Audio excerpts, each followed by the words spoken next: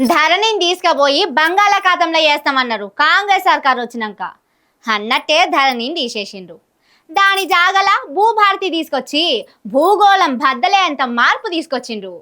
ఎంత మంచిగున్నదంటే భూభారతి, ఆహా అద్భుతం, అమోఘం, అనన్య సామాన్యం, అనిర్వచనీయం అన్నట్టు చేస్తున్నారు. భూభారతి ఫలాలు ఎంత మధురంగా ఉన్నాయంటే అబ్బో నేను చెప్పుడు కాదు కానీ మీరే చూడుర్రి. భూభారత మజాక. రెవెన్యూ డిపార్ట్మెంట్ లో ఉండి లంచాలు తీసుకోవాలి అనుకునేటోళ్లకు ప్రతిరోజు పండుగే అన్నట్టు చేస్తున్నదట. భూభారతి లచ్చిందేవి తీరుగా కనిపిస్తున్నదట. లంచాలకు మరిగినోళ్లకు అబ్బా పాత రోజులు మళ్ళా వచ్చినాయిరా అని మురిసిపోయేటట్టు చేస్తున్నదట లంచగొండులకు. కాంగ్రెస్ పార్టీలు చెప్పినట్టు మొఖాళ్ళ ఆనందం వెళ్లి విరుస్తది. ఒక్కొక్కరు ఉబ్బి తబ్బు అవుతారన్నట్టే అవుతున్నదట. కాకపోతే రైతులు కాదు అట్లా చేసేది, లంచాలకు మరిగే ఆఫీసర్లకు జరుగుతున్నదట. అట్లా జరుగుతుంటే దొరికిన డిప్యూటీ తహసీల్దారే ఈ మేడం అట.